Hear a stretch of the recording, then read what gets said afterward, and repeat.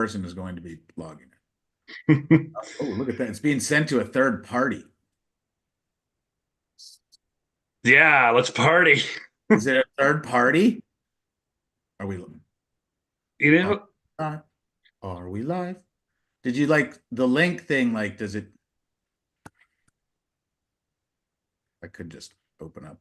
okay, I gotta mute that, I think. I told you I'm new at this. There we go. Okay. So Mr. Smith, would it be fair to say you run a podcasting company? Yeah, part-time. Aha, aha. There Now we we go. we get to the truth. So sorry, you guys were talking about dating advice, and it was interesting because Were we? yeah, well, you guys know in a few weeks you were going to have Tom Arnold's going to join us for a little bit of a chat, and it's interesting So, because he's obviously been married, and you guys have both been married before. So I'm still on so it's the I'm still on my first marriage, thank God. I mean, that could. congratulations. Yeah, So, so here's the question: as the only single bald guy here, um, well, there is long term. I got a girlfriend. you, your snack. Um, here's the question: first date venues. Do you go over the top on the first date and not leave yourself room to go, or do you pick a modest place? Or because, like, I have a first date and I'm taking her to my favorite little spot. It's a safe spot. It's a Japanese bistro. They got good sushi, all that stuff. It is a it's a nicer restaurant, right? Like, not nicer as in like pinky out nicer. It's a nicer restaurant. Yeah. But I'm told by some who have had better dating success than I that I'm setting the bar too high. That I need to start See, more lower. important. First of all, you're a catch. We all know that. Franz Yeah. is Oh, 100%. the whole smug thing is just what he does as his show business person. Like, if you talk to Franz, I think you just want to give him a hug. But yeah, I think you Thank picked you. first of all the perfect food because there is like 95% of the stuff you cannot eat on a first date. Like, there's no spaghetti, there's no wings, there's no steak, there's no dips, there's no nothing. Like a tapas kind of sushi place is all that. It's clean. You don't want to be wiping your face and all that sort of thing. But no, I think that seems Well, and perfectly full reasonable. full disclosure, it's got the sushi. It's got like the Asian chicken wings that you can't go wrong with. They've got some. It's a bistro, so it has some steak, some meats. They have a bone marrow tartare that's in the bone. Oh my God. It's like, no matter what happens on this date, I'm getting a good meal. Like, I win. I'm an old man with the like dating. When I was actively dating, uh, I didn't like do the dating pool or no. I went on with women. Oh, that's when the recording's going to start. That's awesome. No, no, no. It went the live part went before. I'll get it Oh on no, mute. I know that's what I was doing was seeing that we're actually live, and I posted a blind link to YouTube. So hey, YouTube.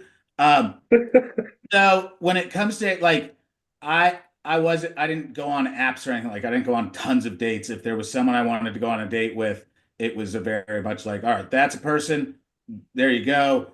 Um, I kind of tended to a little bit on the formal side where I like a really nice restaurant. I'm a man of a certain age, so I'm going to want to go someplace where I'm not waiting in a line or risking waiting in a line or parking or any of those little things that a touch of money spending just eliminates. That's one of the reasons you go to a nice restaurant. There isn't the wait. Um, I want to be sat. I want to be treated really well. So I'm going to go to a nice restaurant. I appreciate people that have manners. Manners are really important to me. And it's not like a litmus test, but you should be able to kind of go to a nice restaurant and be at a nice place. And it shouldn't intimidate you or weird you out either. So I had a handful. I've actually joked about it with a couple other guys here in Atlanta because we all kind of guys like that, or people that I know like that, not just guys. Uh, there's a few restaurants where it's like, nope, you go to Aria on a first date. Aria, man, it's been the first date central for thousands and thousands and thousands of couples. Like it's basically the brand of Jerry Kalaska who founded it. And it's fantastic. You're going to be treated great. It's a beautiful room, great service, small parking lot, intimate, great conversation. And I'm not going to worry about financial stuff on the front end of a date because I don't drink and that saves you so much money. Dude. It's insane Dude. how much the wine costs. I'll buy you all the drinks you want. Want to know why? Let me tell you. My drinks are like $3. Let's say on this first date, let's say that for two of us to eat at the sushi bar, if we're going over the top, maybe $200. Yeah, I was gonna say Maybe. like $200 cap. Maybe. Yeah. Maybe. If I were drinking, like back in the day drinking, Mm. like I'll give you $700. Fuck Yeah. it. It's just money. When I look at the poor financial choices of young, oh my Lord, unbelievable. So one of my favorite stories, I don't know if we told it on here before, but see, where I live in the north, I took your line, Franz. Usually it's when I'm in Louisiana, but in the north where I'm from, Niagara Falls is charming as all hell in the winter. Oh yeah, romance. Right? And everything is a fraction of the cost. Like you're talking like Hilton 2-story hotel rooms for $65 a night. Really? Everything, yeah. So, but you can buy these packages because they're obviously trying to sucker you down there to go to the casino, right? So we got these coupons. It was like $250 off at Ruth's Chris Steakhouse. I don't know. Do you guys have Ruth's Chris down south? Yeah, dude, one of the most popular mass affluence chains out there. It's essentially what it is. They cook a steak like nobody else on the planet does. It's They soak it in butter and they cook it for like 30 seconds at 1800 They're all degrees. very nicely wet aged. Like they've got a good process for their delicious. Yeah. So we get this, and it's like, okay, minimum 250 off with a minimum $400 whatever. And this is to what your point you were just making. I added on. I think we had 2 or 3 beers when we first got there when you're waiting for your seat, and like 2 bottles of wine at dinner. And the steaks are maybe $125, $130 a piece. The bill came to $900. On rare occasion, especially if you see that Jack and Ashley are out in Atlanta, I occasionally enjoy going to the "Are you kidding me?" nice restaurant. I've seen your pictures. Yeah, like where it's a legit Michelin, unbelievable. There's $20 million worth of art on the wall. It's called Atlas. It is that kind of restaurant, where your food cost is shocking, like a couple of $100 a head. But well, Jack Rice has money. He can pay for that once in a while. You don't drink much. And you're like, oh my God, that's amazing. You gotta understand, I can get the 3 of us without drinking out for, $600 plus tip, which is a large amount of money. It is a celebration when you get to see your really good friends. But the moment, because I've had that dinner with other people and under business circumstances, the moment you start buying drinks, you're looking at $500 a head minimum walking out, if not $1,000 a head. And I have been to the dinner where the food bill was $3,000-$4,000 and the wine and liquor bill was $10,000-$20,000. It's unbelievable. So I used to drink brown. I didn't drink wine. I drank brown. And generally it was a neat scotch. And especially once I had a few, I was like Highland Park, whatever high number age you got. Oh, you got Macallan? Oh, 15. I need a bigger number than that. It would get I need an older, more expensive scotch. It would get stupid. And the more I drank, the funniest part about it is I could have had, at some point, I could have been drinking malt liquor and it wouldn't have made a difference. Oh. Here's the best part. So Franz and I were associated and still are with some very amazing lawyers, some of whom are those wealthiest lawyers that you read about literally in books. People that have jets, people that fly around, people where money just doesn't exist like it does for the people. When they get into a who's is bigger at the everybody going out, I have seen the guy buy the multi-$100 shots. I'm sure Franz has those stories too, because you're hanging out with people whose job in some ways is to be the biggest, most powerful ego in the room, and you get 5 of those guys in the same spot. The stories are out of this world, and it's what supports that level of restaurant. Not everybody is going to buy that. Very rare. But when that person comes in, they don't care. That's not for sale to you because you would never consider spending that. To the person that's for sale for, that's not a lot of money. That's a cool thing they did today. And it's a really fascinating window into the universe, because I was like Franz, I'd love drinking it higher and higher. But I was also Josh, who at 3 o'clock in the morning would drink rot gut with salt in it or straight vermouth on ice. And that's because I had a problem. Derek, you got that sounds like a solution. These guys are sitting around talking about, hey, how's it going, Tim? I'm thinking about buying a minor league team, but it's only AA, and I don't know. And you're just like, and it resets your perspective on life. Yeah. Now, these are the same guys, to be fair to these guys. These are the same guys that are like, hey, yeah, what are you drinking? Yep. Oh, you want a Johnny Walker Blue? No problem. Yep. One of the things you realize the more you're around what I would consider the ultra wealthy, and there's really the 2 types: money talks, wealth whispers. And that's really true. The richest people I know, you wouldn't ever think are super wealthy. Oh, 100%. They're the most down-to-earth people in the universe, and they're worth fantastic amounts. Many people who have come to money are really tasteless and gross. Not everybody. And the classier ones don't talk about it, and it just gets shared when you're in that kind of situation, and they make it not an issue because they understand it's always going to be an issue. One of the richest people I ever met, his name was Steve Carey. He was like a shipping mogul type of person up here. So any bag of chips, pack of cigarettes, or chocolate bar that went to any gas station in Canada, he got a piece of. It was like a cent or a cent and a half and all that sort of thing. So it was like nothing you've ever seen. The guy's house, I think his house was something in like the 26,000 square feet or something like that.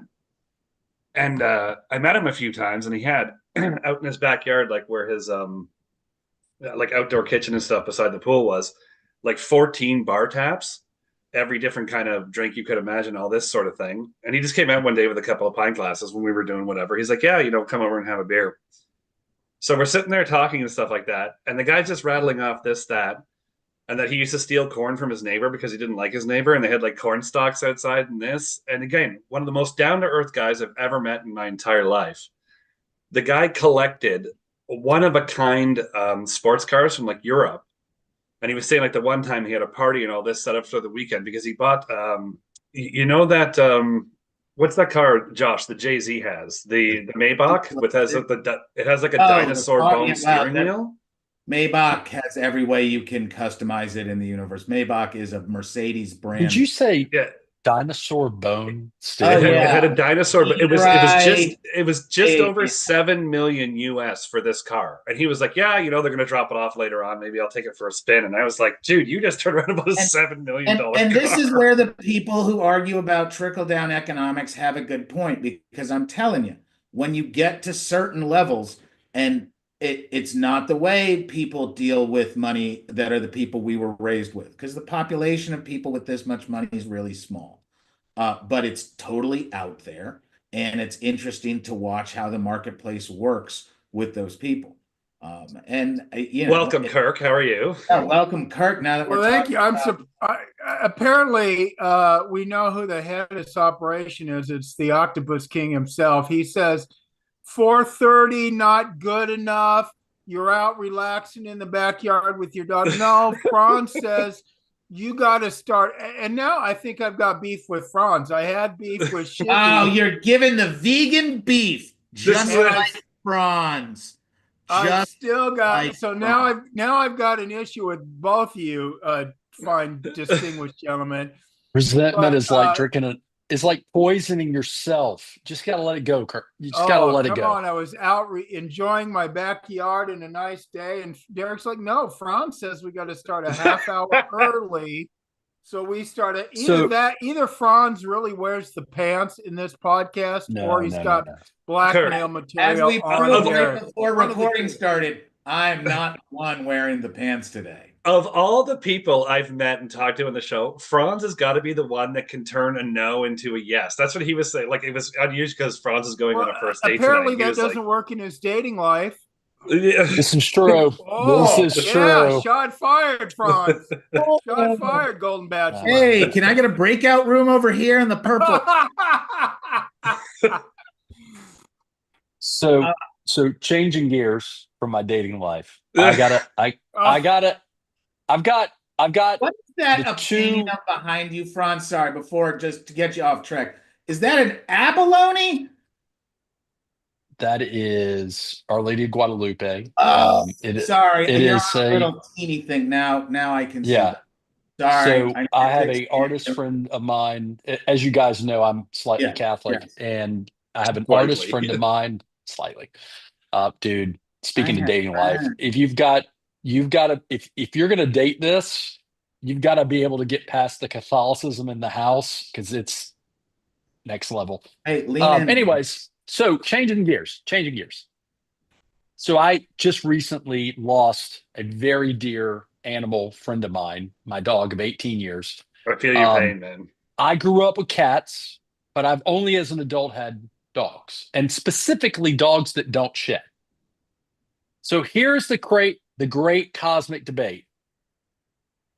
I'm looking hard. Like, I grew up with Siamese seal point cats, loved them. They're just the right kind of pissy, and I know that's saying something for a cat. But I also had a mini schnauzer, and I've been mourning, so I'm not in the market right now. But like, it is like internally, I'm like, I could get a new dog at some point. Doesn't shed, does the whole bathroom outside thing, or I can live up the Josh life and have a cat. But you know what? I'm just throwing that out there. There's another option. You could do both. Oh, You could do both. I have two cats and a dog, and I'm happy. So here's the thing. For many, many, many, many years, they literally bookended my marriage, had two rescue chihuahuas, Ruby and Lily. I have art. If you look at old pictures of me, there are paintings of the chihuahuas. I had a bathroom with 50 pieces of chihuahua art because I collected chihuahua. I love my chihuahuas. Greatest dogs in the universe. Adored them. When they died, it was crushing. Absolutely ripped me and everybody else asunder. The cats came after a couple of years after the last chihuahua had passed because the daughter became cat crazy. My ex-wife, who we were still married at the time, is allergic to cats, but my daughter was gonna get her a cat, and it was a great sacrifice. And my daughter worked very hard to earn the cat, and then life goes on, and I love having the cats. I would love a dog. At some point, I will have a dog again. This house, which is the weird church house that I live in, isn't a good house for a dog that needs to go outside a lot. It is good for an indoory dog. So I don't know. I love dogs. I can just imagine, especially. What is the problem with both? I mean, you made a face like you were looking at a plate of tofu when I suggested at some point you give up control of your house to the animals. It is a dangerous look. I've lost a main bathroom in my house to the cats. So what I loved about my dog for a number of years, she's small. She was small. She goes outside. We had an enclosed backyard. She does her business. She comes back in, doesn't shed. Very minimal space taker. When I had cats, I very much remember, and I always did indoor cats. So I didn't mind scooping the litter box and all that. But when you have a dog and a cat, and I'm house sitting for someone with two cats and a dog, like later tonight, I'm going over there, going to take care of that. It's a lot. It's a lot, man. It is like you went from one-on-one to one-on allies, and it just changes. And I do listen. I see both sides. I like the loyalty of a dog, the unconditional love of a dog. Like, the dog poops on the ground and looks at you and like is genuinely embarrassed and sorry. The cat poops on the ground. It's like, well, this shit ain't going to clean itself up. Yeah, the Dad. cat's like, Yeah, I mean, and I like both of those. I like the cat's need, like the cat doesn't need anything. So if the cat loves on you, it's like, and what I particularly like about a cat is a cat can be sitting there purring, loving on you, and then simultaneously will bite the heck out of you because it loves you so much.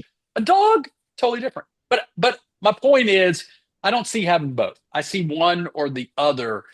And right now, while I'm a big dog fan, the idea of getting a new dog kind of feels gross to me because I'm still mourning. But that said, there is something to be said about a good old-fashioned cat that so we all travel occasionally. And I was about to say, the big thing is the flexibility of a cat leads itself to the single man's life better than a dog. Yeah, that's another shot. That's a backhanded shot. Because Franz, I was going to say, what's going to help you? What's going to help you attract women? Are you going to walk in the park with a cat? No, you're going to walk in the park with a dog. There are wins on both. Now, I don't think there's that many men who have gotten laid by saying, "Hey, honey, you want to come back and see my cat?" Yeah, dude, if you saw the following that his cat has on X, I'm sitting there thinking if this cat had its own profile, it would be at least 5,000 followers. Yeah, but listen, I'm a cat person too. But the thing is, maybe you don't want to date a woman who's a cat person. Like, again, like you have a date tonight. I'm curious, like, what the tipping point is during some sort of conversation. Like, obviously, if she's Jewish, is that going to be a problem? I've often said, even though I'm devoutly Catholic, open the door and see if the cat wants to come in. Yeah, I'm devoutly Catholic, but a good Hebrew could change my life. I'm just saying. Just saying. I'm a diehard Catholic until somebody hot and single comes along. For the note, for Kirk, I'll say this. For Lent, I'm thinking about giving up all meat for 40 days. Wow. You know no what, fish. Though? No fish. No fish. Just no meat, no fish. I have had to go back on meat so I can lose some pounds. I have gone into calorie deficit, so I'm bringing a little bit of lean meat back into my life. I will go back to vegetarian down the road, but I'm going on a calorie deficit, trying to lose some more weight. So look, a cat. I was just gonna say all this brainwashing. So here's my question: when you go the Taco Bell drive-through, Kirk, is right around the corner, man. No. That is Taco Bell is very good for nutritionally diverse people because you can get high fiber vegetarian food there. Let me tell you something. I have a medical marijuana card, but it has not led to trips to Taco Bell. I've had it for several years, and it has not led to one Taco Bell trip. Now, what state you're in? Arizona? Yeah. So what's the deal for legal over there? Is that recreational, or you need a prescription, or it's now recreational. It went from medical only to recreational a few years back. All right. Has there been what's been the impact from your perspective? Nothing. I mean, just like, the argument is that legalized marijuana, the state is going to turn into Sodom and Gomorrah, and that's running around naked, fornicating, and driving into walls and things of that nature. And based on how many states have it legal now, I don't know, probably a dozen or more, and there is indeed zero problems. I mean, look, as criminal defense attorneys, and we know that how many crimes, apart from maybe driving under the influence of marijuana, are undertaken while under the influence of marijuana. Not one act of violence, not one bar fight, not one act of domestic violence. Alcohol, you bet. And you bet. Marijuana, Dipola. I think the biggest issues they bring up too is always like you're impaired while driving. But again, it's legal here, and there is a pot shop on every block, on every corner up here, and it's still. I think the driving while drunk washes it out. Where even if there is, they do ride programs or MAD programs and stuff. If the 100 people they pull over, you might get one person that's stoned, but out of the 20 that are drunks, it's just it washes it out. I don't think it's enough of a problem. All right, so Yeah, I noticed that in pivot to what Toronto. people. Let's pivot to what people really want to hear about. Karen Reed. So, is anybody surprised marijuana hasn't come up into Karen Reed? We can't bring up Karen Reed yet. We got to wait for Jen. She's going to be on. Oh yeah. That's so let's just pretend that that's not happening because I got a bunch of questions about this too. You can't even say good morning to people with Karen Reed without. Twitter has got. I very purposefully have stayed away from a lot of commentary on it because I didn't want to get sucked in. And then watching like Franz dipped his toe in one day. And then, that was fantastic. Oh my God. Like he just got smothered with people. I'm like, nope, good choice, Josh. Do not make that part. I knew what I was doing. We talked about it. We talked about it. I was like, man, he goes, dude, it's crazy. I'm like, that's why I'm in the last week, and it's everything people told me it was going to be. Like I followed, but that's crazy. All right, we gotta wait on that. We gotta wait. That's fine. Sorry, I'm just curious. I got one Court TV question for you guys, because I know that you guys, rather than come slum it on a podcast with me, why doesn't Court TV not mix up the guests a little bit more? Because, again, I'm surprised that Kirk and Josh are never. I mean, you guys are on all the time, but it's always at different times. Is that something that they set up, or it's just? Well, that goes to the origin of our beef, Derek. I mean, until Sonny Slaughter asked you to talk to a bunch of. There's a widely circulated beef memo that has all of the listed beefs. Well, let me tell you before polite company gets here. Let's face it, because all three of you gentlemen, all two of you gentlemen, not including Josh, were a witness to this. Now, you guys know after years of being Josh's body double, his fill-in, engaging in many of morally compromising situations in order to maintain that job. What does he do? And you're all witness to it. We have the receipts. He fires me on a group text message and says, "You're too skinny. You're out." He doesn't have the courtesy to call and say, "Kirk, you've been outstanding. You've done a lot of things for me." Hang on, Josh. I'm not done. I'm not done filibustering. The soapbox is under my feet, Josh Schiffer. You do not take the time to call me and say, "Thank you for your service. I appreciate it." You just unceremoniously dump me on a group text message that is hurtful. That is beef braised. Let's go. Let's hear it, Josh. Someone's going to What can you say for yourself? Kirk was at a pet store with a black cat in his arms, crying his eyes out, saying, "I was so close, so close." Someone's going to remix that into a song using AI, and I'm going to have to make it into like a ringtone. And that's probably going to be you, Josh Schiffer. That's going to be awesome. And thin shaming is real. I apologize for participating in criticizing someone who looks that much better. And I extend the deepest wag of my tail apology to you. All right. Fair enough. Justice Kitty was shocked at that as well, Dave. I don't know if you saw her expression when I wagged said tail.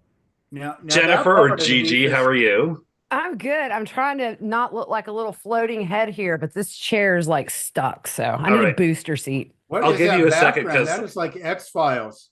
I was going to say, I like that purple. I need to get me some of that. Look, I was raised by hippies, so black lights and neon was my childhood. I'm doing cats and family stuff. Cats, you guys are. I love your Louise hat. In your video. Oh, Louise is a very popular person in this house. Look, that is my spirit animal.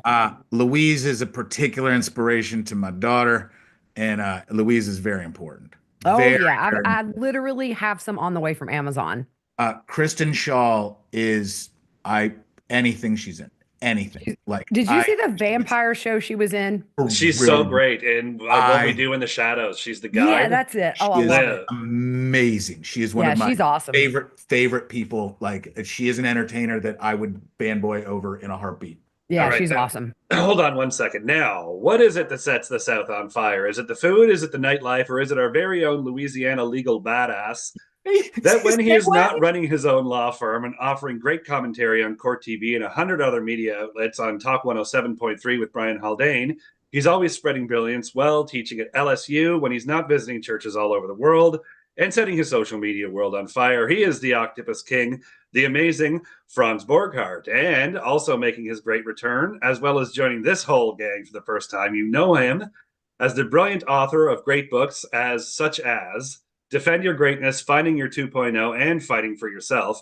He's all over us in the morning with Julie Grant and at night with Vinnie Politan, a Court TV staple, as well as a bunch of other outlets, inspirational, vegetarian, although we just heard that he's eating red meat again, and one heck of an amazing guy. Not red meat. He is the amazing, incredible Kirk Nurmi.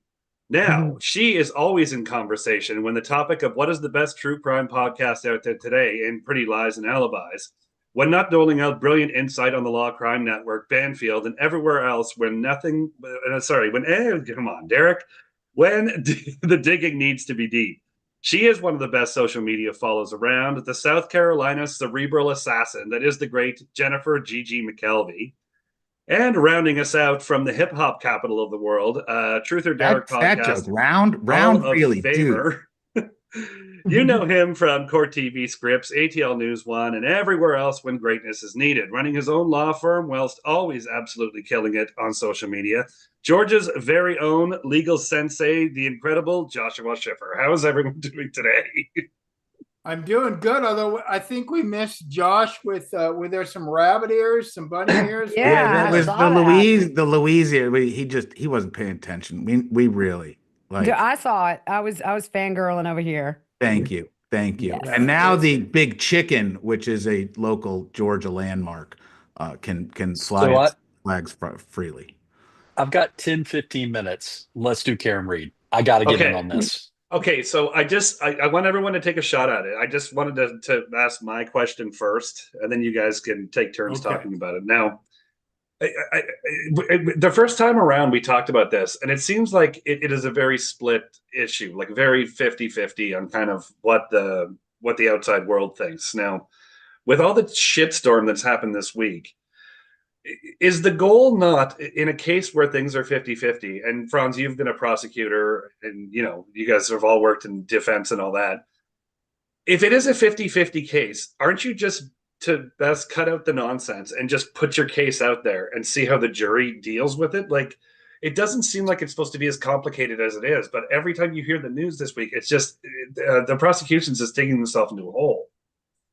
So this case has become unnecessarily complicated, mostly because of the Commonwealth. I think many of us believe that she's overcharged. Like, there is a path to a conviction, and I think that she's overcharged. And I think trying to ice skate uphill is always a hard endeavor. Now, if you really want to piss people off, I'm not saying anybody here wants to piss people off, but if you really want to piss people off, my take has been from day one, I think she probably hit him with the car, didn't realize it, was drunk. And I think she's probably going to be acquitted because I think there's reasonable doubt. Everybody loses their minds, right? The people on one side, the other. How can you feel that way? At this point, though, you've got some serious issues on both sides, right? You've got now Brady violations. Dismissal is the extreme, but we've seen it before. And then you have on the other side of it where there are fraudulent misrepresentations made by the defense in trial number one. And I'm sorry, but guys, I've had experts before. I pay them. I tell everybody I pay them. I have witnesses that I'm not paying that I subpoena. I make go to court. And I know there's some rules in Massachusetts that these witnesses get compensated, but the optics on both sides right now are just really shitty. So it's been made into a shitstorm that, frankly, I was looking forward to it going to trial and being over. It ain't, no way. There's no way it's going to maintain its trial date. Those are my 2 cents, guys. Confession, I haven't followed this for a long time just due to the drama associated with this case. Oh my gosh. We were literally just talking about that. Yeah. No, I was like, I'm out. My comments, it was just like MMA fighting internet style. I mean, they were calling each other's grandmas ugly. I was like, holy crap, So y'all have lost your mind. it literally, and I lived in Massachusetts during undergrad and at a different brief period of my life that I don't really remember, but I know the culture and community of Massachusetts. It is like a town fight, except the town is anybody on Twitter that wants to be part of the town. Like everybody feels that they know the truth, and it's tribalism, it's people picking, and the vitriol has been obviously magnified. I'm going to say in a way that produced money and revenues for some people, and some people just out of legitimate interest. A fascinating microcosm, but I'm falling on with Franz. This case has so many problems for the state to continue going. It's like, this is nuts. Y'all had to defend against some mistakes that you literally just admit making, which is fine, man. Mistakes get made. But now that it's gotten to this point with the problems that exist, it almost becomes a duty of the state to say, hey, we, in the best interest of justice for the entire system, this case is not going to get tried anytime soon. Yeah. Kirk? Yeah, it does remind me a lot of where I was back in 2013 in terms of the hoopla and the media surrounding it and the passion surrounding it of people that otherwise aren't involved. I mean, you can talk about there's people in the community that are concerned about police corruption, what have you. And I understand all that.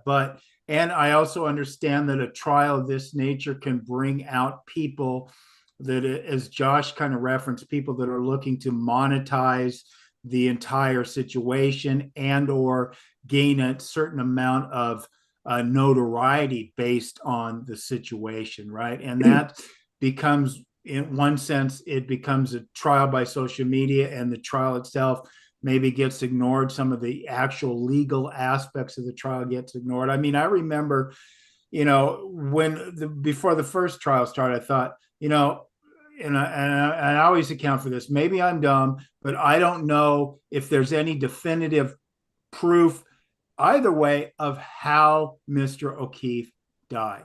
Do we really have any definitive proof to that issue? And sitting through a lot of the first trial, I didn't think we had it. I don't think the conspiracy's been proven. I don't think the fact that he was hit by a car is proven. I mean, Franz's conclusion has some logic to it, but I don't think it's backed up by science. So what exactly happened? We don't know. And going back to Derek's original question, that 50-50 call or what have you, when we don't know what is happened or what did happen with the death, why are we prosecuting this case until we have it? I mean, the prosecutor has a perfect out to say the investigation was so flawed. The lead investigator is calling her every name in the book, objectifying her, what have you. And we don't have a cause of death. And we have engineers, whether they were paid for their testimony, I think there's kind of a gray area, paid for their testimony or not.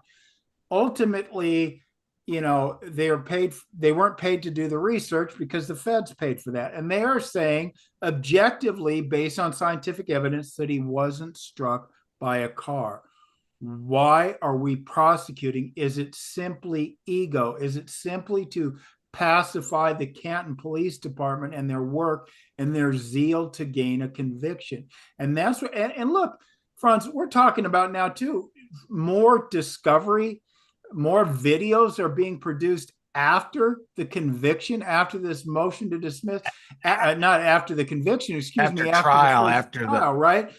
And so, to think that we are going to convict somebody under circumstances of this nature is repugnant to everything that our system is supposed to stand for. So, whatever becomes the second trial, whether it starts in April, I think that's what the proposed date now, or not, the idea of a conviction of this case ever standing just does not seem rational to me, particularly when we see the Court of Appeals bring the issue up of sufficiency of evidence when it wasn't even raised. It probably should have been raised or should be raised in the specter of the prosecutorial misconduct motion, say, look, there's not sufficient evidence. And the prosecutor is trying to make up for that with his zeal and his withholding of exculpatory evidence. That is the tactic that I would have taken. Is it just a classic, like, again, and we've talked about this a lot of times before, like with the whole investigation wraps up, it's kind of like, you know, this pie is half baked. Give it to the prosecution and see if they can finish it. Maybe they have more time, maybe they have more resources, or do you think it was just sloppy right from the get-go and it's just going to end up that way? I believe that the state should believe in their case beyond a reasonable doubt before presenting it. And I don't believe the state believes in their case beyond a reasonable doubt. I think there's serious questions within their office about that. And that gets back to, and I think we've all of us have touched on it, almost the duty to just step back and take a real look at this. What are we really arguing about here? The ARCA conclusions, or whether we're going to let people see something? Like that's the facts from the experts are pretty plain. And it's just gone on so long. Put up the case if they can't. And the Commonwealth has big problems with putting up the case. I get it. Brennan did not create the case, wasn't there, but he's still responsible for it. The Brady, in reading the response this afternoon, this prosecutor had no knowledge at the. Okay, but that's the problem. It's your whole office's responsibility since the day of the crime. You don't get to say, hey, I came in at 6 months after it started, and since then, we've done. No. So, how is there not these are all the videos. Okay, here's all the videos. And hold on, maybe they were there. And then maybe slowly but surely it's been figured out. Oh, we got to release that. Oh, we got to release that. Oh. And the drip, drip, drip builds a complete destruction of integrity. So a dismissal based on those violations, to me, is a bigger win in losing for the Commonwealth than going to trial and getting the outright acquittal.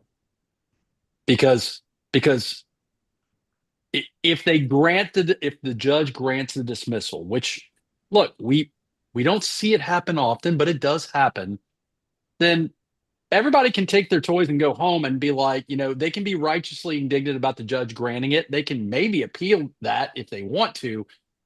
But the optics of that miscarriage of justice, I just don't, I don't see how they get the conviction. And I don't see. The important part is the judge gets to walk away and not blame the DAs by name. Lally never gets raked on the coals. Brennan goes, it was busted before, and the judge blamed failures in the governmental system to do its job the way it was supposed to. Law enforcement and the district attorney's office at large, y'all need to do better. After they've spent well over $1 million trying to prosecute because this. Now look at me having to dismiss this case because the prosecutorial system of Norfolk County failed. And I'm so sorry. Vote Canone 2026. The odds and of her everyone actually, wins. Kind of. The odds of her doing that, though, to me seem slim. I don't think her disposition has ever been in that regard. Even when we talk about the sufficiency of evidence, what have you, has she really? I mean, look, most judges, let's face it, are prosecutors in robes, right? So, you know, the fact that she's going to turn around after all this time and do that, I don't know, because we've heard of discovery violations in the past. Is this going to be one bridge too far for her? The fact that Sally Port videos are still being disclosed after the trial concluded, I don't know. I doubt it. I don't have a lot of faith in her to do the right thing. I think the discovery violations lend towards dismissal, but do I believe she'll do it? I don't. Okay, let's just park that car for a second and see what I did there. Big call. One of the reasons I was so excited to have Gigi on, and again, she's the host of an excellent podcast called Pretty Lies and Alibis. And I've always said, if you're going to do something, have somebody way better than you on, and maybe we get some of that greatness by osmosis. But follow on social media as well, everybody. A must follow. Thank you. So when I was talking with Jen earlier this week, and it's actually something kind of cool because none of us have actually covered anything Donna Adelson or Lori Vallow. So I wonder, Jen, if you can just walk us through exactly what happened with the Donna Adelson case. If you can just kind of give us from the beginning to where we're at now. Oh, the whole like the condensed version of the backstory. By the way, I forgot you guys went live way before I went on, so I just bust up in here randomly talking about what's behind Schiffer, and I don't really sorry. So No, no, no. yeah. Franz has to go on court TV, and we always kind of do this thing together. So he texted Gotcha. earlier, and he had FOMO, as the kids say. So I said, you know what? We'll just hop on a half an hour early, and he can do his thing. Yeah, I'm glad my sailor mouth didn't make an appearance. But so with with the Dan Markel case, Charlie Adelson, the dentist, his sister Wendy, married to this brilliant attorney. They have 2 kids together. Somebody, by the way, that Donna Adelson, who is currently awaiting trial for conspiracy to commit murder against him, handpicked with Wendy as somebody she wanted her daughter to be with. Charlie was kind of dating Katie McBanois. I think it was more, I don't even know. I don't even know is it dating, honestly. I mean, it was clear what it was. But it was a situationship. Yeah, for sure. And so obviously Donna wanted to be, to me, what felt like a mother to these boys, just that very next level grandma that's very controlling and wants to have her hand in anything. Well, Wendy and Dan were living in Tallahassee, Florida. He was teaching at LSU. Go Tigers. He was teaching at FSU. And so that's pretty far from South Florida. Donna was desperate to get these kids back to South Florida. And I really think Wendy just as much wanted to be back down south. I think she felt Tallahassee was very beneath her. Kind of like, I think she called it like the South, which, okay. A pejorative way. Yeah. Right. Yeah. It was just, those calls make me mad. They're so rude. Yeah. Oh gosh, they're horrible people. But so the bottom line is Charlie Adelson is dating Katie McBanois, who is a woman that had a relationship and kids with a guy whose best friend was in the Latin Kings. And what do you do when you want somebody out of your life and you got somebody who'll take some money for it? You hire some hitmen. And Katie McBanois was that middle person facilitating all of this between the rich Adelson family and her buddy and his buddy.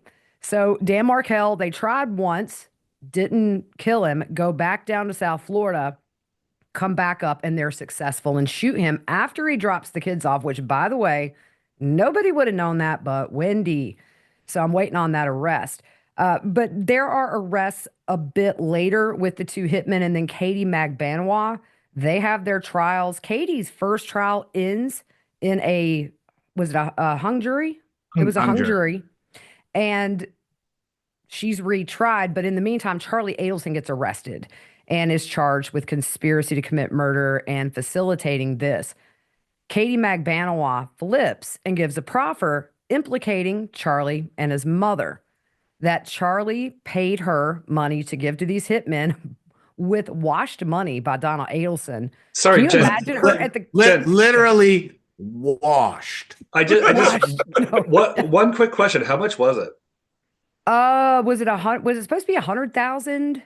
Yeah, I was just on this story on Wednesday. We covered it on Vinny's show for the whole hour. It was, I want to say there was something about like a $24,000 amount, but then I want to say there was like 100,000 because there were checks. There was this whole payment. They made it look like Catherine was an employee of the dental practice.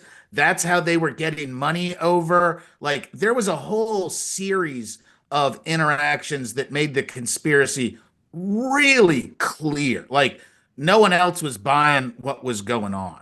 I gotta hire a hitman. I'll bring my checkbook. Remember that? I always think about that. We talked about it before when Charlie Sheen still had sort of his shit together and all that was coming through, and all these prostitutes are coming by. Like he wrote me a check for 25 grand and it bounced. I have some very funny drug dealer payment stories where like credit checks, it's wild. But did you ever had stapled money though? Like Charlie Sta- Adelson, who staples his hundreds together. No, I do. I've not had staple. Now, what they used to do here in Georgia is staple your license to the ticket. So the moment the officer felt your license, he could tell if you'd been ticketed many times. Oh, And that was a bad thing. Because if you had a holy license, you were getting fully rousted by the officer instead of a warning. yeah. Yeah, So, it's so hard to tell a complex story like this condensed, but the bottom Yeah. line is rich dental family hires some hitmen and they all get busted except for the ex-wife and Donna's husband Harvey. What are you laughing at? I love this case because I'm a half Jewish guy from the South. I went up north to a small college and knew a lot of my more traditional brethren. I then married into a more traditional family.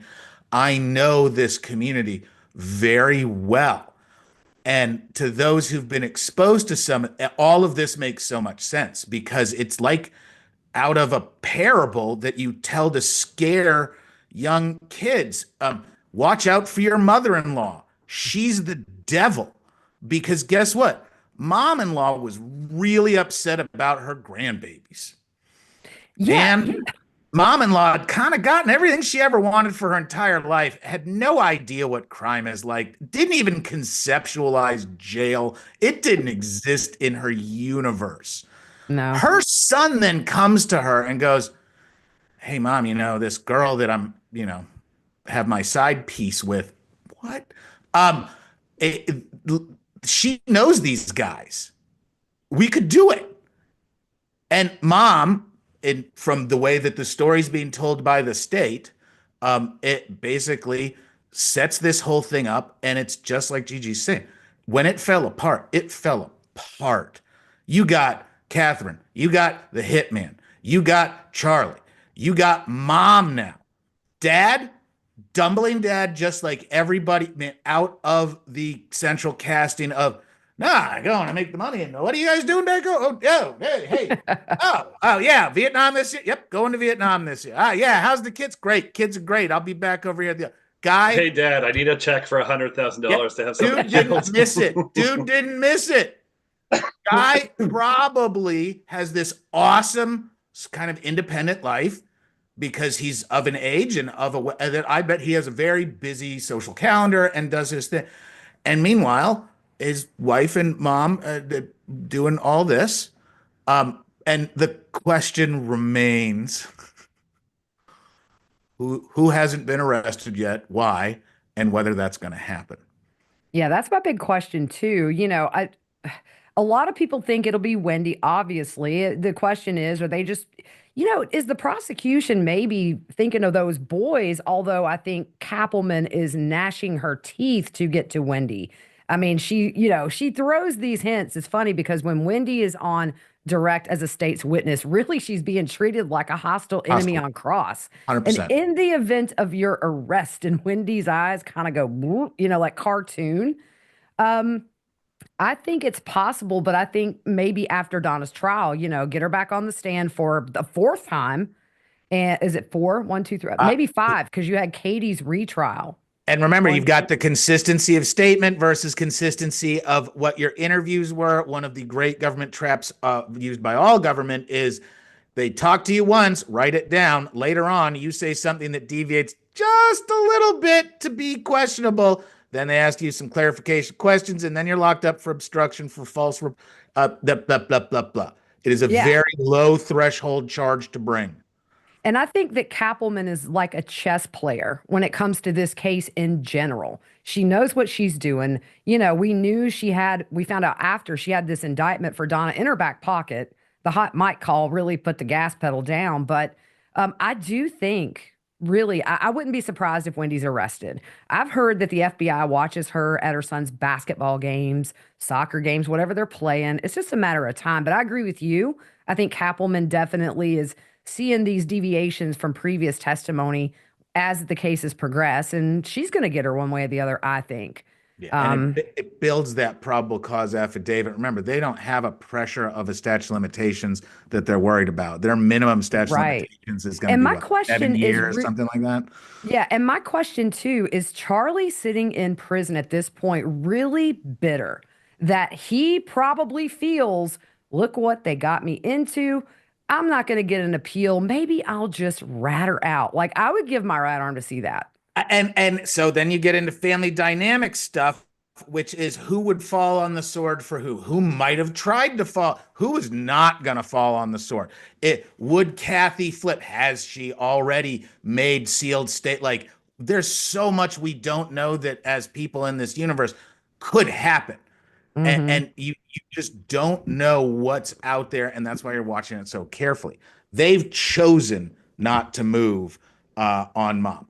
They've chosen not to move on dad. If they wanted to arrest dad, they could arrest dad on something in 2 seconds. Yep. Why would they do that? Well, think about leverage issues. You know they've talked to him. You know he's lawyered up. Like this is high stakes chess where the state holds a lot of options in the future depending on what people say when they say it. Yeah, and I think that the Dolce Vita recording really showed that Harvey is not as oblivious as one would think he is. He's specifically talking about Katie, and because I've had a lot of people say, like, well, I really haven't seen much that implicates Harvey. And I'm like, Dolce Vita recording, maybe, where he's talking about Katie, and hey, and Charlie's talking about, I'd be on the plane if I thought they were going to arrest me. I mean, come on. Come on. We've all worked with that person who was so smart and sophisticated, but just came off like that guy that just you didn't think could ever pay it. No, that is the smartest person in the room. They see all the details. He did not become that successful and manage that kind of business in that kind of cutthroat universe without being on his game. Completely agree. It's just going to be an interesting trial because, I think they sort of dropped the hint Wednesday at her hearing that we can't prepare her to take the stand and we can't prepare her defense with her in jail. And that's going to be interesting if she takes the stand. Oh, man. I'm going to be there for that. That makes me very jelly. Like I'm driving to Tally. That'd be just to go back for a second, Kirk. I'm curious to hear your thoughts on this because you guys obviously you've seen a lot of cases from the other side. When you see something like this, where you start to get 1, 2, 3 family members involved, do you assume there's a conspiracy, or is there cases where you've seen where there has been 3 or 4 people out of 5 involved, and the one person's been in the dark? Well, that's the question everybody has as it relates to Wendy, right? And to say, I can't say that I've had experience in a case like this, right? Because this is like a family crime, spree or crime family, I guess. And a lot of people speculate that, hey, Wendy had to be in on it, which is probably true. But you could also see when you have a family dynamic, you might say, hey, Wendy's a softie. She would rat us out, or she wouldn't want to go through with it, or she would do something else. So we're going to go around her and do it in a way that she doesn't know. Is that possible? Yeah, it's possible. Is it likely? Probably not. But the thing that's been curious to me is if they have the goods, why are they arresting one by one by one? Is there something about the testimony in the prior trial that why are we waiting to arrest Dawn when she's off on her way to Vietnam? Why didn't we arrest her months ago? If the evidence is there for this plot, why not arrest all at once? That has always been one of my biggest curiosities. And why not Wendy? And it tells me that at least right now, they don't have the goods. They can't make probable cause to arrest her that she was involved. And they've had lots of people, lots of text messages. I mean, it could be dominoes one by one, but something tells me they just don't feel like they have it for Dad or Wendy. Oh, you're muted, Gigi. Sorry, my dog was outside my studio doing this one note high pitched whine she does, and it comes through the mic. But one thing, just kidding. Yeah, one thing to realize too is Wendy is an attorney, so I think in a lot of ways she was a lot smarter than her mom and her brother by not talking about this ad nauseum over the phone, through text messages, even after he's locked up, and recorded calls, which is a lot of the reason we are where we are today. Oh, Jen, we had an episode a while ago where Josh was killing us because they were like, they've had cases where like the person's admitted to a murder on the prison phone. yeah. And then it came up again 2 or 3 weeks ago. We were like, there's no way that this has happened more than once. Once you see those things, it's like they have these warnings saying, don't drink bleach because somebody said so. And you're like, no, you can't. The problem is that everybody growing up is a blank slate and hasn't received the cultural education that the people older than. So these kids haven't watched Goodfellas enough time, because Goodfellas, you stay off the phone. Yeah. Because that's what destroys everything. And everybody that's seen Goodfellas, like, no, you're not talking about. When you hear the message on the call, when you call people, and it's unmistakable the whole thing's getting recorded, and you're not going to trust it if you're a lawyer. There are lawsuits now about attorney-client privileged phone calls still getting recorded, which we object to, because the company goes, no, we just don't listen to them. And it's like, yeah, we're not going to use them. No, we're still going to record them.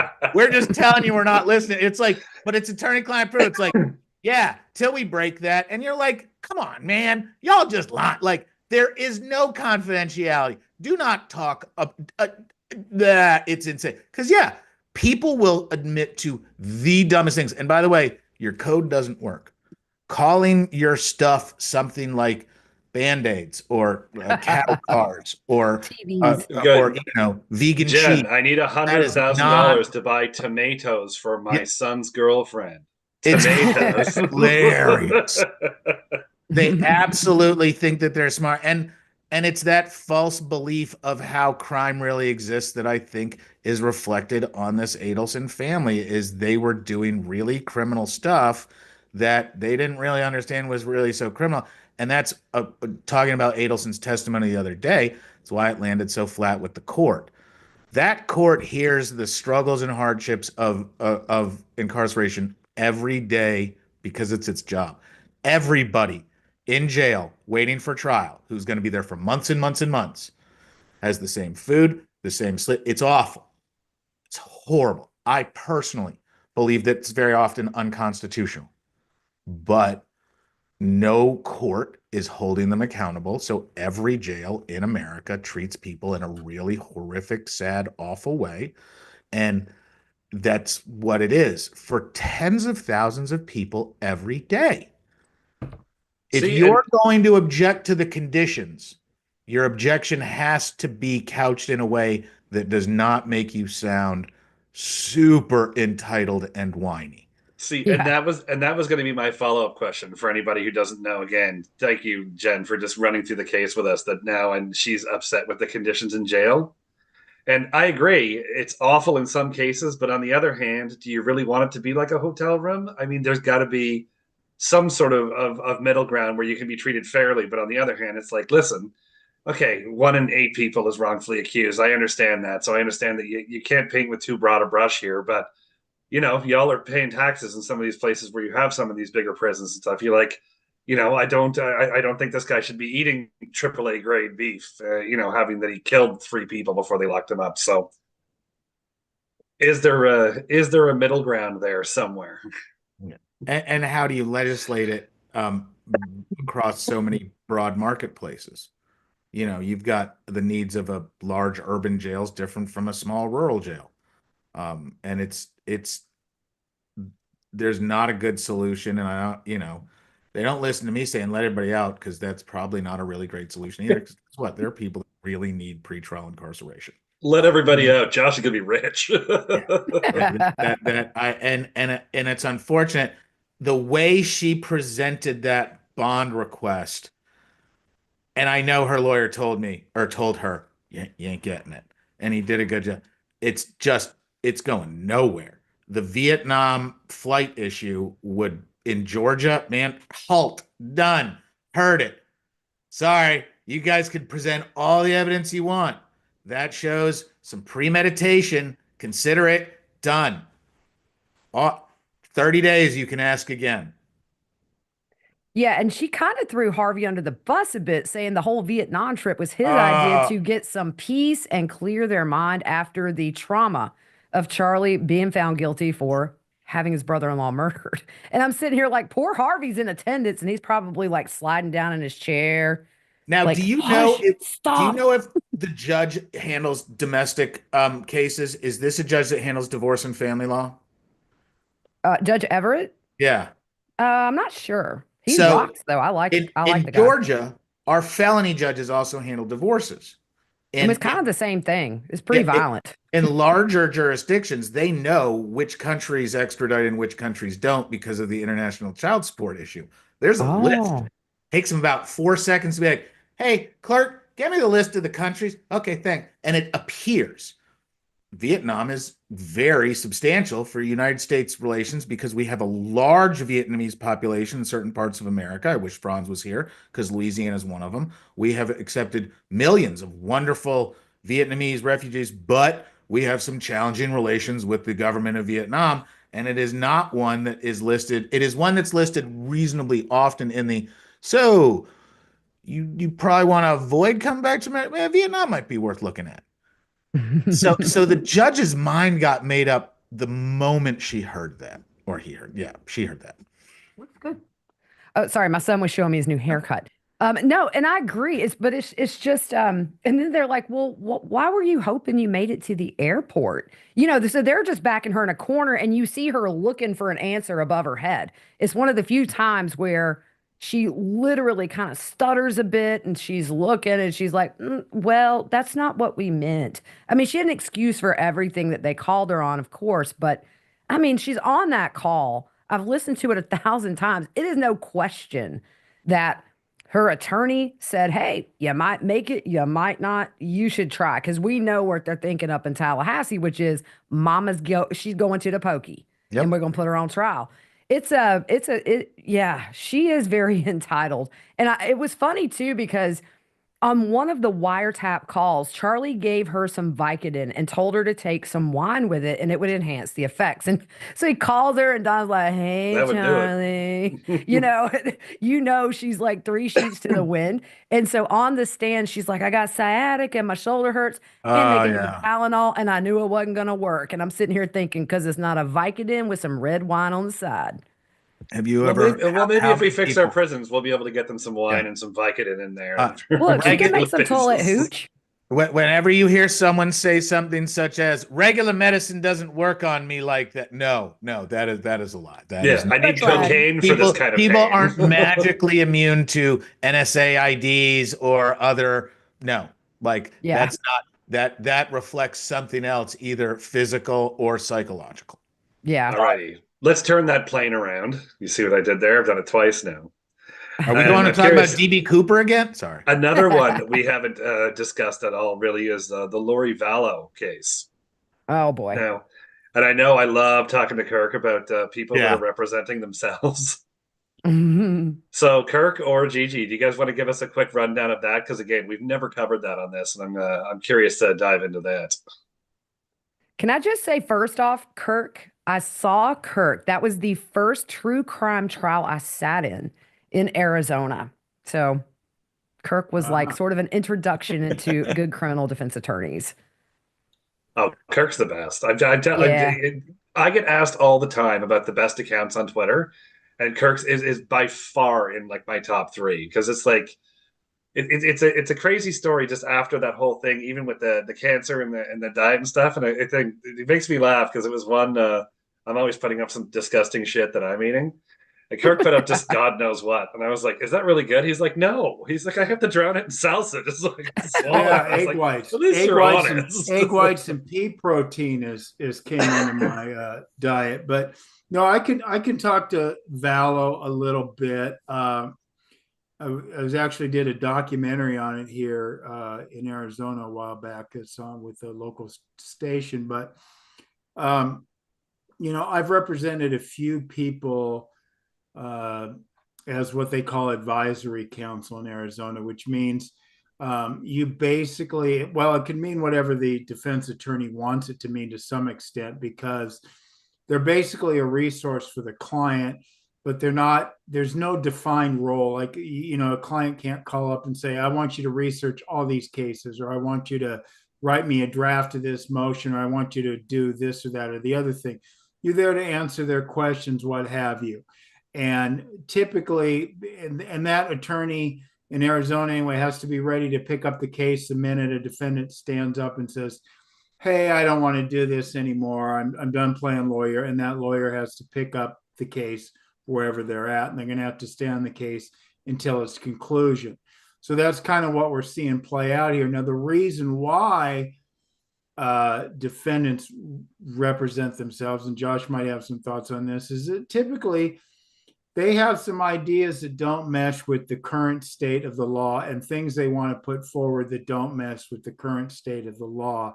They believe X, Y, and Z. Maybe they have jailhouse lawyers telling him this. With Ms. Vallow, who knows? I mean, she hasn't yet, but I thought she's going to make the trial a stage for her belief, propagating her beliefs. We saw her do that to some extent in her sentencing allocution in Idaho. She went off on different things in her contact with her children and how happy they are and things of that nature. So Ms. Vallow has some ideas about the case that aren't really in alignment with their attorney. So she's going to do her own thing. And look, she's got nothing to lose, right? I mean, I've seen, clients with everything to lose decide that they are going to represent themselves because, they read a book. And one of the number one reason is probably the attorney does not believe in their innocence. And that's typically the case with a public defender. You're assigned a case, you do or do not believe in the client's innocence. The client believes that you don't. They believe that they see themselves as innocent, so they think they're going to do a better job at trial. So there's lots of very often that go into it. But I will say what's ironic about this, not that it, again, no matter she's in jail for the rest of her life, is that she has a much better chance because the police dismissed the charges against her brother as being of self-defense. She had a better chance to win this trial had she had counsel, but now I think that hope will be lost. But maybe she wants to make herself a martyr. Who knows? Gigi, do you want to just give us a quick rundown of that case from start to finish? Well, we'll be here until Jesus gets back, but let me start. So Lori Vallow just, she was married to Charles Vallow, and this is the trial that's going to take place starting March 31st there in Phoenix, Arizona. She was very into LDS faith, got radicalized over about 5 or 6 years about just other theories about what this religion is. I hate to say it because, it's really a slap in the face to people who practice the LDS faith, but she started listening to these podcasts that had these different ideas. Her brother was kind of roped into this. His name was Alex. He was a long haul truck driver, so he had a lot of time to listen to these crazy wackadoodle podcasts and started believing in it. Lori wasn't happy with Charles Vallow towards the end because she really felt like he wasn't a spiritual equal to her. She started going to these preparing a people conferences, and it's kind of people that prepare for Doomsday, whatever, hide food, that kind of thing, which, crossbows and rations that last for 20 years. Preppers. Right. Yeah. Preppers. There you go. I mean, look, I barely have enough beans for tomorrow. I ain't prepping nothing around here. So it's a really foreign concept. I know a lot of people are into it. But so she met Chad Daybell at one of these preparing a people conferences. And this guy has a loaded God complex. And his pickup line to Lori, we were married in a past life. And she's like, oh my gosh, let me kill my husband so we can be together forever. That was the first thing that came up. I mean, seriously, his 2 pickup lines, we were married in a past life, and I was also the brother of Jesus in a past life. Like, that normally would be the stop, pause, run for most people, but Lori was like, okay, let's go. Let's do this. And conspired. Say you're Jesus' brother. That's like saying you're Santa Claus's brother. Like, right. Hey, you're still there are guys where it's like, if it works once, it was worth it. And it's like, no. Shoot for the king, man. Yeah, she's been the hot mess express for a long time before Chad Daybell came in the picture. But once she met him, that was really when the fuse was lit. She tells everybody Charles, who they adopted, it was an in-family adoption. JJ Vallow, one of the victims, was actually Charles Vallow's great nephew, and they adopted him. Lori had Tylee Ryan from a previous marriage, and then an older son named Colby. They brought JJ in, and from everybody I've talked to that knew Lori, said she was a great mother to JJ. Really went above and beyond to learn about autism to be able to serve him better. But just as she got more deeper into this alternate religion theory, JJ wasn't taken care of as well. But in the end, her and her brother and Chad conspired to kill Charles. At first, they were doing these casting sessions outside the presence of Charles. He had no clue. Where they were trying to cast this demon out of him. He was a living zombie, essentially. The way you kill the zombie is to kill the body it's in. And she just up and left Charles, by the way. He was on a business trip, and just out of the blue, Lori's like, we're done. I'm finished. And that was it. She started having the affair with Chad Daybell. Charles is seen on body cam footage over and over again, worried about his kids, worried about Tylee and JJ. Lori's unhinged, and it's a conversation we definitely need to have more. He's just treated like, you're not a victim, you're a guy. That's essentially how I took it. Nobody took him serious. Of course, it is an out there story, but it was the truth. So in the end, Alex shoots and kills Charles, and it is deemed self-defense. Even though, look, I am not an investigator. Like, Carmen Sandiego was sort of my guiding force as a kid. But I looked at those crime scene photos, and the first thing I thought, their story about the bat doesn't make sense. The bat's way back here. Apparently, Tylee came out with a bat because Lori and Charles were arguing. He's hitting Alex as they're grappling on the floor, according to Alex. But he is shot and killed. Basically, he's ambushed when he walks in. They have so many text messages between Lori, Alex, and Chad where they're talking about Charles needs to die. So all the evidence, and I have all those documents, is laid out pretty well. The conspiracy, but yet you have three witnesses the day of the murder. Alex, Lori, and Tylee in three separate interview rooms give very conflicting stories about what happens, and they still are let go. Self-defense is not until the kids are missing that everybody says, wait, Chad Daybell's wife in her 40s dies in her sleep. Charles Vallow shot and killed in self-defense, and we have two missing kids that they revisit Charles's case. And then in the middle of this, Alex Cox drops over dead. So the person who killed Charles is no longer here, the one who killed the kids, and in my opinion, killed Tammy Daybell as well. He was the hitman of this group. But yeah, so it's one of those cases that every time I think about it, and this is the case I launched this podcast on with my former co-host, it blows my mind because everything was just a perfect storm that in the end felled these four victims. And what a crazy, crazy case. And I agree, Lori has nothing to lose, and Lori loves the limelight in spite of the fact she says she doesn't want cameras at her trial. I ain't buying it for a second. But it's going to be an interesting trial. It's going to be the Hot Mess Express. It sounds like it was almost the perfect crime. See, like, again, I just wanted to go back to the Karen Reed for a bit, because we've talked with Cheryl McCollum and Lisa Rebikoff and all that sort of thing about like doing the proper CSI work, where you said, as I don't want to say an amateur CSI person, but you said you've looked at the photos and you don't buy the self-defense for a second. For Lori, yeah. No, I mean, it just everything about their stories about what transpired before the shooting makes no sense. And then on top of that, the bat's just not in a position to where Alex's story made sense of them grappling. And as they're on the floor wrestling, he says Charles is hitting him hard enough on the head to cause this bleeding wound, which I'm sure Lori gave it a little whack. And when he's on body cam, he's literally rubbing it nonstop with a paper towel, I think, to keep it bleeding, to add some validity to his stupid story.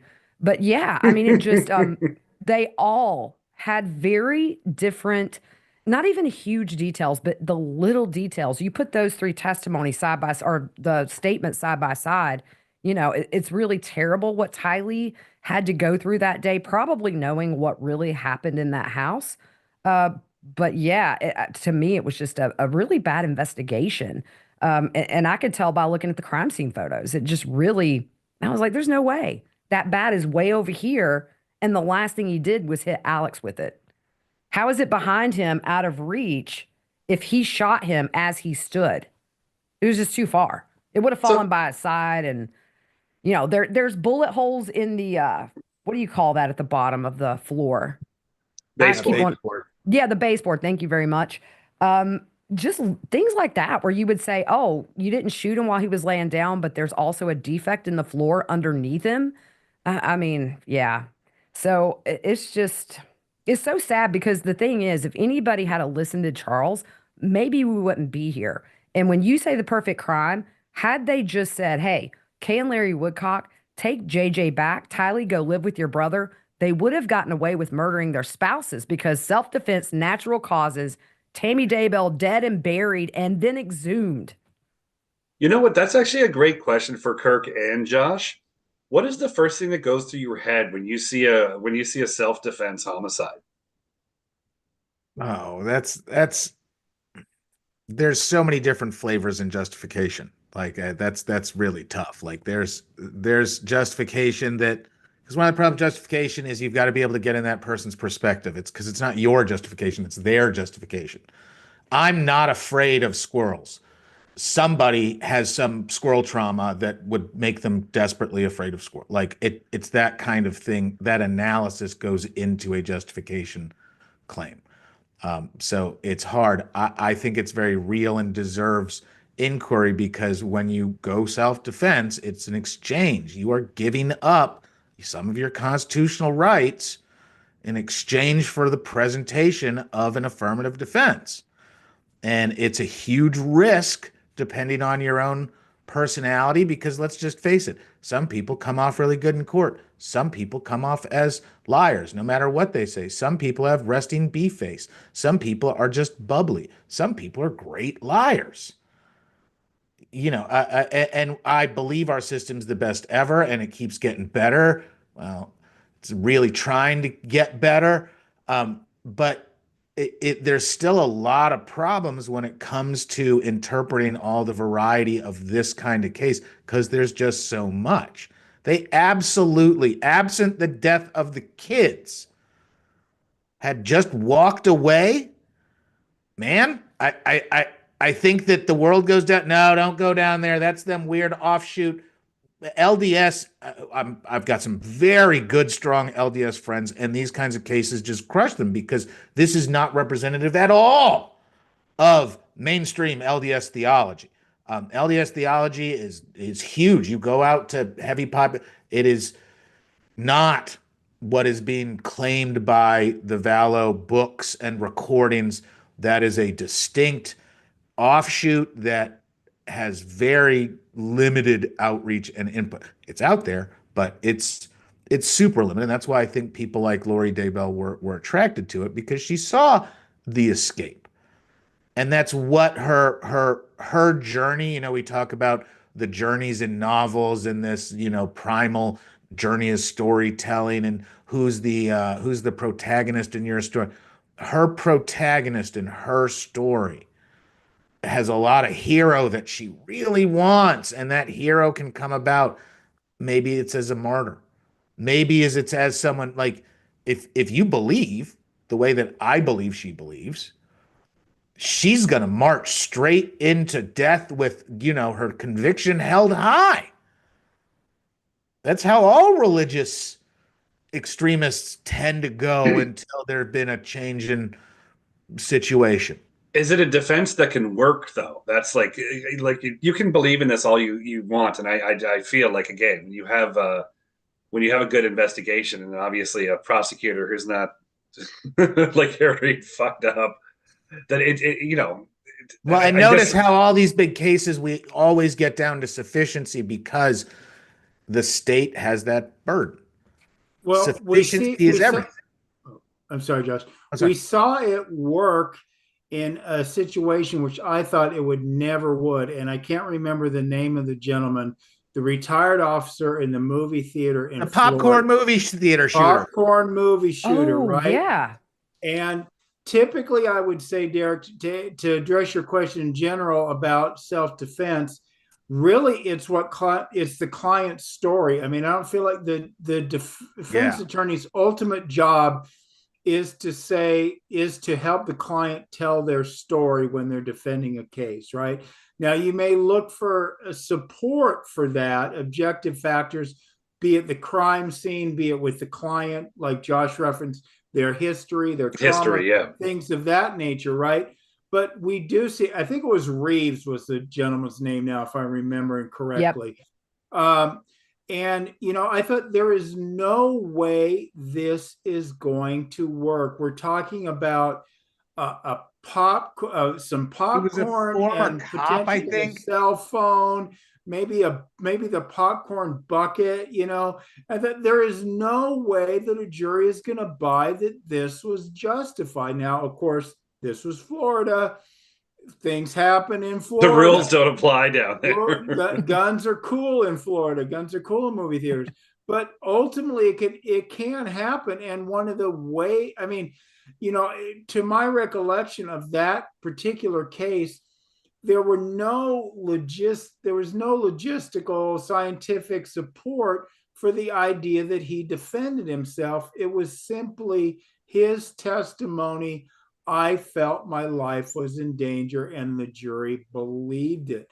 And that's sometimes what a self-defense case can come down to. Now, when Gigi mentioned the ballistics and everything related to the crime scene with the death of Mr. Vallow,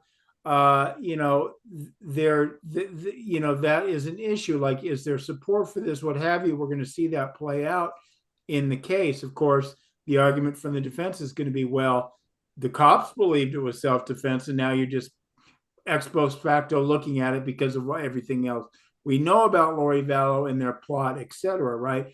But so you look for those sort of things, and that's what investigators do as well. Somebody says it's self-defense. Okay, well, is there crime scene evidence in general that supports this? Is their story of how they defended themselves consistent with what the objective forensic evidence, what someone like Joe Scott Morgan finds in an autopsy, what someone like Cheryl McCollum digs up while crawling around in the crime scene, things of that nature, right? But ultimately, it comes down to, in certain situations, does the jury believe that the client felt like their life was in danger? And the Reeves case is a perfect example of that, because there's no real crime scene evidence that speaks to what was going on in his mind.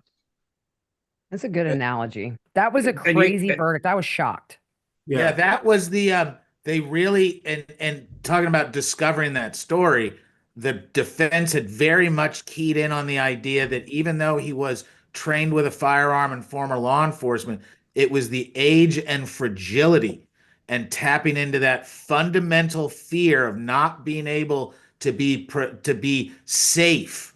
And to not just him be unsafe, but I believe, wasn't it his wife or someone was with him? His wife was with him. And it was, and they did a very good job, if I remember correctly, conveying his fear wasn't just about him. He's this 77 old man, but he's tough. He's not afraid to. He's got to protect. Sorry, who did he kill? A guy, movie theater patron, a young. Yeah. I think he was in his 39 or 40, somewhere in that range. And they had never met?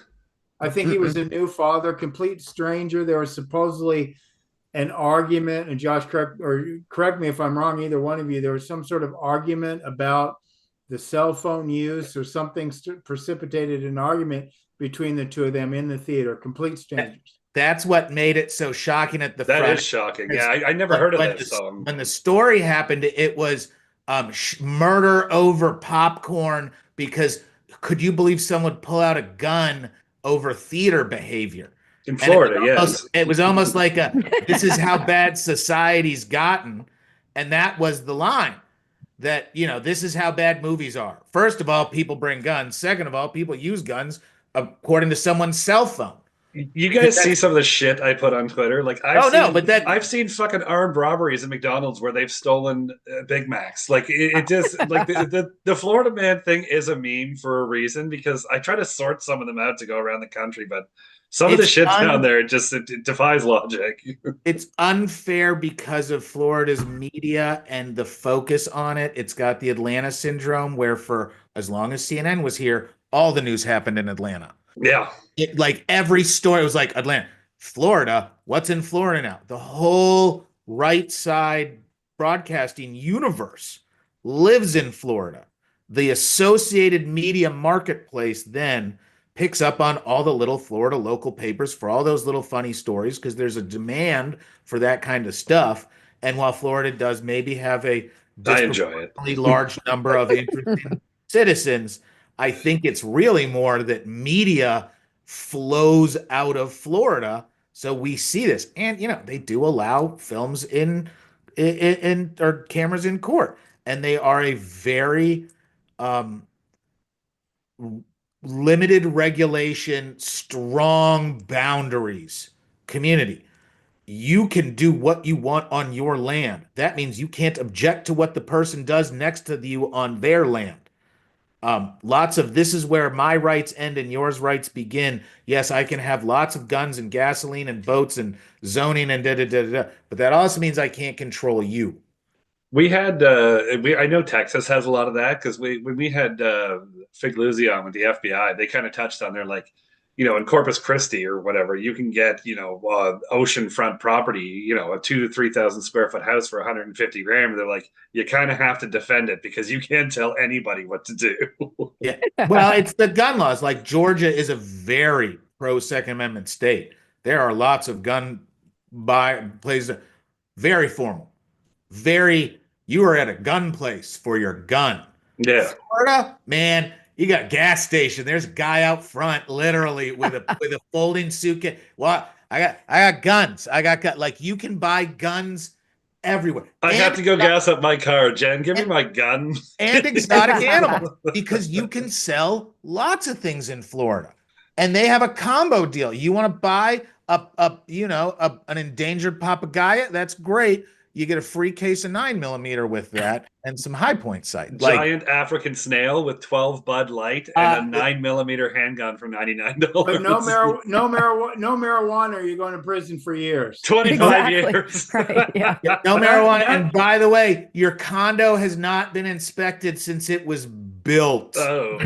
Listen, all four of you, I can't believe how fast that hour goes. That was incredible. God, is that done already?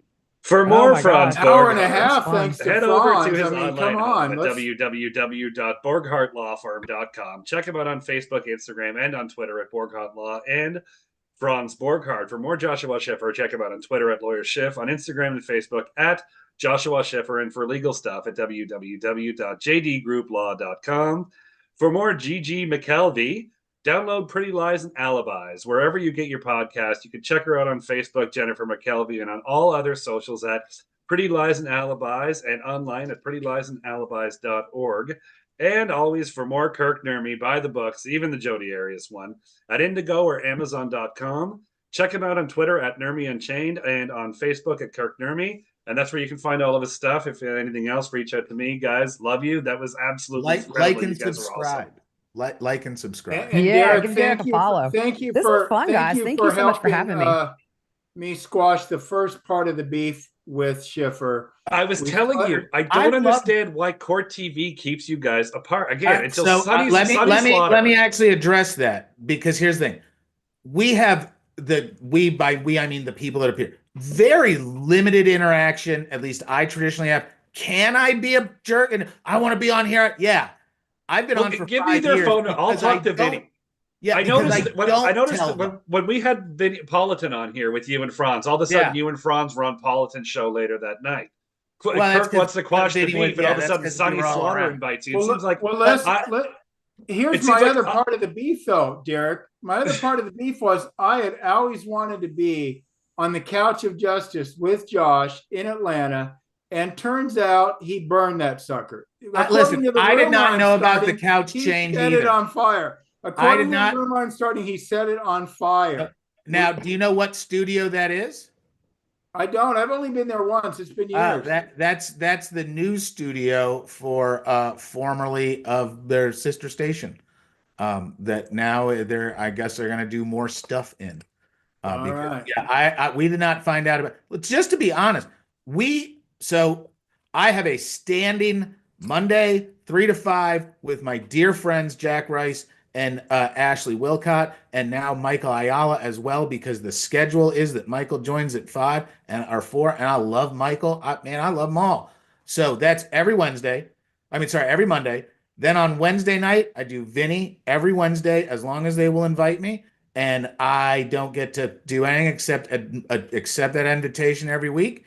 And then when they call, I appear. But I actually had to drop back on a bunch of appearances because I was just it gets into the schedule pretty stiff. I'll take one Kirk Nurmi over 5 Michael Ayalas any day. Oh, stop. Michael is one of the I know, he's a darling. Don't get how smart. Like, Michael knows stuff. He is the silent assassin. I spend time with Michael one-on-one. You will fall. I love him. I'm just pulling his leg. And Sunny Slaughter for stealing my thunder. She put you two together at a college speech. Yeah, but we had to act with decorum, though. We could not talk about these issues. You provided the forum for that. Josh and I were at college. We had to act with decorum. There was a state senator there. Did she give you that ahead of time? Because I know sometimes when we get Josh, when he's like, the fucking world's a horrible place and the system is broken, and that'll be in like the first 45 seconds of the podcast. Be like, well, it's going to be one of those shows. No, when I got to match the audience. These were young students at an HBCU in Birmingham, Alabama. I encouraged every single one of them to work their butts off, even if they wanted to be probation and parole officers. And it's very inspiring. I love because what we need are people that love the system. The partisanship eventually falls apart. The more experienced and people love the system. That's what makes the system work. The winners and losers matter, but the system. And tell them if they work as hard as podcasting as they possibly can, maybe they'll be half as good as GG one day. Oh Lord, stop it! Because you guys, the ability for you guys to put forth information like that just blows me away, and that's why. And how long have you guys been on now, GG? How many years is it? 4.5. Yeah. How many Do you episodes? guys know how long that is in podcast years? It's a lifetime. That is, you are fully careered, late, like podcasts die. To maintain the quality again, you guys brought up Joseph Scott Morgan, amazing. Obviously Cheryl McCollum, Lauren Collins, another good one. But again, I couldn't put together a top 3 without Gigi in it, only because. Listen, there's podcasts out there that have 600 episodes. When you listen to episode 450, you're like, fuck, like this is awful. But to maintain the ability to put forth information and intelligent commentary and all that, it's so rare in the world of podcasting. So, well, thank you. You're my hero. I appreciate that. There are a lot of people out there that are 50 Shades of Grey that make my job very easy. But it's an honor to tell the victim stories. But man, you get cases like Donna where I have to hold back because I could just sit and make fun of her for a 45-minute episode. When you talk about crime, I remember when we had Vinny Politan on, he got on a few minutes early, and I was like, is there anything you want to talk about? He's like, yeah, I don't care.